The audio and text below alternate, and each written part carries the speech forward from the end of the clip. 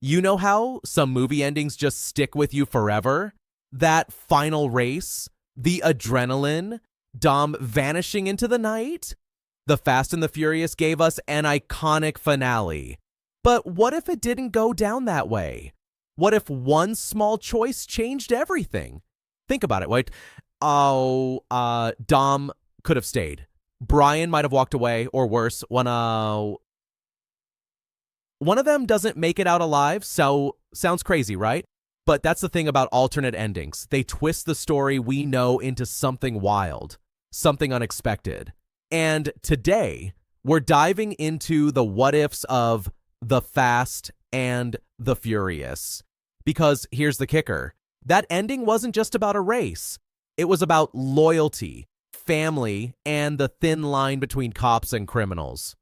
So what happens when we redraw that line? When Dom doesn't escape? When Brian doesn't let him go? The domino effect is insane. And that's exactly what we're exploring. Two alternate paths, two completely different futures for these characters. One where the stakes are higher, the consequences darker, and another where, well, let's just say the word family takes on a whole new meaning. But before we rewrite history, let's remember how it actually went down. Because to break the rules, you've got to know them first. So, ready to hit the nitrous on this thought experiment? Buckle up. This changes everything. All right, let's rewind to where it all went down, that final race. The one that wasn't just about speed, but about choices. Dom's got the cops on his tail, Brian's torn between duty and brotherhood, and that quarter-mile stretch of asphalt. It's not just a finish line. It's a point of no return. So, what actually happens? Dom and Brian face off, engines screaming, but it's not really about who crosses first. It's about what happens after.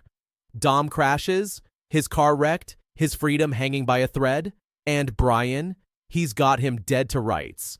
Handcuffs ready, badge in play. But then he doesn't. He lets him go, tosses him the keys to his own damn car, and says, I owe you a 10-second car. And that's the moment that defines everything. Because think about it. Brian wasn't just breaking protocol.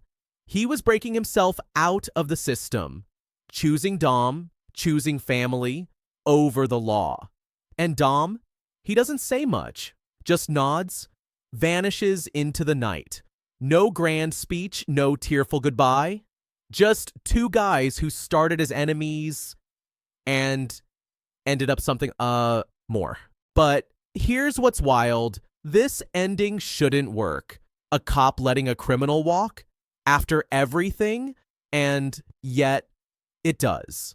Because the movie spent every minute before that making you feel why Brian would do it. The barbecues, the races, the way Dom's crew trusted him, even when they shouldn't have. It wasn't just about cars. It was about belonging. And in that final second, Brian chose where he belonged. But what if he hadn't? What if that loyalty snapped? Or worse, what if Dom didn't get away? That's where things get really interesting. Because the original ending works because it's a perfect balance. Justice isn't served, but honor is. Dom escapes, but he's lost his family, his home. Brian keeps his integrity, but he's burned his career. It's messy, it's human, and that's why messing with it is so dangerous.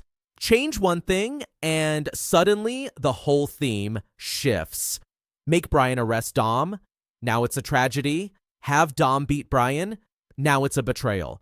The original walked a razor's edge, and that's exactly why we're about to push it off. That's why I read it, sir, editor sought to see what happens when that delicate balance shatters. Because trust me, the road ahead, it's got no brakes. Picture this. The race plays out the same. Dom wrecks, Brian pulls up, tension thicker than engine smoke. But this time, Brian doesn't hesitate. No keys tossed, no last-minute redemption. Instead, he yanks Dom out of the wreck, slams him onto the hood, and cuffs him. And just like that, everything changes. Dom's not even fighting it, just stares at Brian like he's seeing him for the first time. "You're really gonna do this?" And Brian, his voice is ice. "I'm a cop. Always was." Oof, that line hurts because it unravels every backyard BBQ, every moment of trust. The family bond? Gone. But here's where it gets really messy. The arrest isn't clean. News spreads fast. Undercover cop betrays street racers. Vince loses it. Mia's in tears. And the garage? It becomes a ghost town because Brian didn't just arrest Dom, he burned the whole world down. And Dom? He's not the silent type in this version. At the trial, he drops the mic of all mic drops. "You wanted to be one of us? Congrats. Now you're alone, just like the rest of your badge buddies." Brian's win feels like a loss. Yeah, he gets a promotion, but the precinct side-eyes him. Too close to the criminals. The streets, they hate him. He's got no home left. Meanwhile, Dom's locked up, but not defeated. Cut to a prison yard, a smuggled newspaper headline. L.A. heists spike. Copycat crews rise. Dom smirks. Because that's the kicker. By taking him down, Brian created a martyr. Now every kid with a Civic wants to be Toretto. Crime didn't stop. It mutated. And Brian? He starts drinking, staring at that empty Eclipse in his driveway, because here's the tragic twist. He did believe in Dom's code. He just chose the law over it. And now, he's trapped in the worst of both worlds. Not a cop, not family. Just nothing. But wait, what if there's another path? One where Brian's choice doesn't destroy everything? Where Dom's escape isn't clean, but deadly? Stick around, because alternate ending number 2, it's darker, and it all starts with a single gunshot. Okay, buckle up, because this one, it starts with a bang, literally. Same race, same wreck, same moment where Brian pulls up on Dom. But this time, gunfire cracks the air. Not from Brian, not from cops. Some rival crew looking to settle scores in the chaos. And Dom, he's hit. Now everything accelerates. Brian's not making a choice between law and loyalty anymore. He's making one between life and death. He drags Dom into his car, blood soaking the seats, tires screeching toward the nearest hospital. But Dom's gripping his arm hard. Not the cops. Because even now, he'd rather die free than live in a cage. And Brian breaks. He floors it to some back alley doc, the kind who doesn't ask questions. But it's too late. Dom's fading fast. And his last words? "You were always family." Cut to black. But here's where it gets really twisted. Because Dom's death doesn't end the story, it ignites it. The streets erupt. No king, no rules. Vince goes rogue. Mia vanishes. And Brian, he snaps. Turns in his badge, but not for redemption, for revenge. That Eclipse isn't a project car anymore. It's a weapon. And the final scene? Brian, alone at Dom's graveside, keys in hand. 10-second cars ready, brother. Engine revs. Cut to black again. But wait, what does this mean? Is this tragedy? Is this justice? And why does it feel like both endings lead to the same dark place, just from opposite directions? Hold that thought, because we're about to dissect exactly why these alternate paths change everything. Not just for the characters, but for us. Ready to dive deeper? The truth's coming, and it's fuel injected. Let's hit the brakes for a second and ask the real question here. What were these endings really about? Fast cars? Cop drama? Nah. Strip it all away. And this is a story about tribal loyalty in a world that demands we pick sides. Think about it. The original ending gave us a clean moral gray area. Brian chose family over law, but no one died. It was the Goldilocks zone of rebellion. Just illegal enough to feel thrilling, just honorable enough to feel right. But these alternate endings, they force us into uncomfortable territory. Because when you tweak the finale, you expose the ugly truths hiding under the hood of this whole story. Take ending number 1, the betrayal. Here, Brian choosing the badge over Dom isn't just a plot twist. It's a violation of tribal ethics. Psychologically, humans are hardwired to punish betrayers harsher than enemies. Studies on group dynamics show exile triggers the same brain regions as physical pain. And that's exactly what happens. Brian's not a cop after that. He's a ghost. The system doesn't trust him. The streets despise him. He broke the oldest rule. You don't turn on your own. But ending number 2, the last ride, that's a darker mirror. Dom's death twists the family ideal into something toxic. Brian's revenge path isn't noble. It's self-destruction disguised as loyalty. Ever heard of blood debt cultures? Where vengeance becomes a sacred duty. This isn't justice. It's a feedback loop of violence, and Brian's trapped in it. And that's the paradox. Both alternates lead to isolation, just from opposite directions. Betray the tribe. You're alone. Worship it blindly. You lose yourself. The original ending worked because it cheated.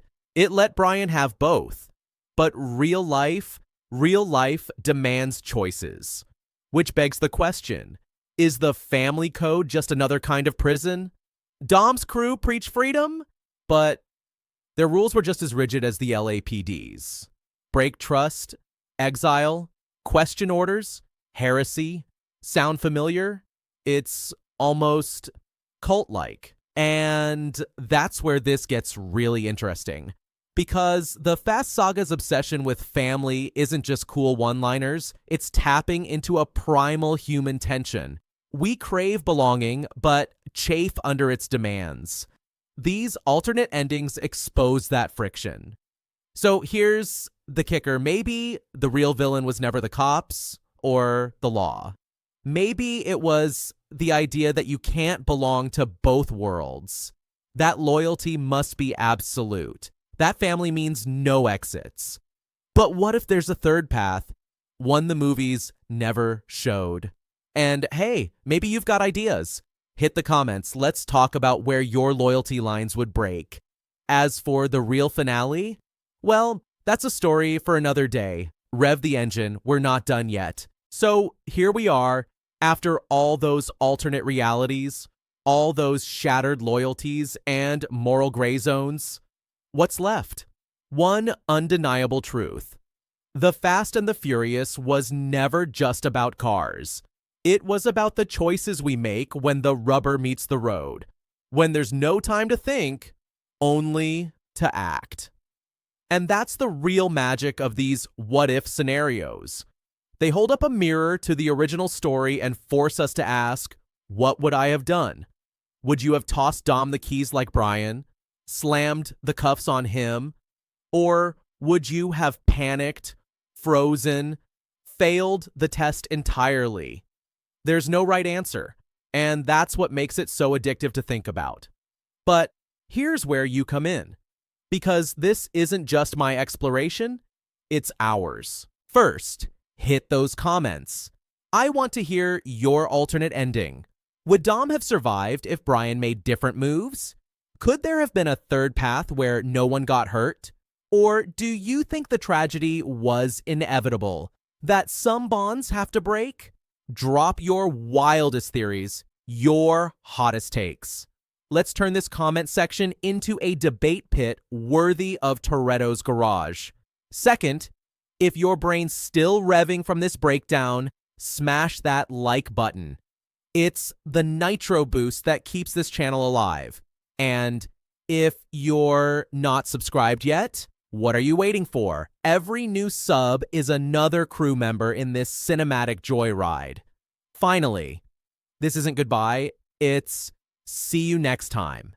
Because the world of movie alternate endings, it's endless. What if Han never crashed in Tokyo Drift? What if Letty's amnesia was a lie? The possibilities are wide open, and trust me, we're just getting started. So, until next time, keep questioning the stories you love. Keep rewriting the rules. And most importantly, never stop asking, what if? Now go, comment, like, subscribe, and remember, it's not how you stand by your car, it's how you race your moral dilemmas. See you soon in the next video.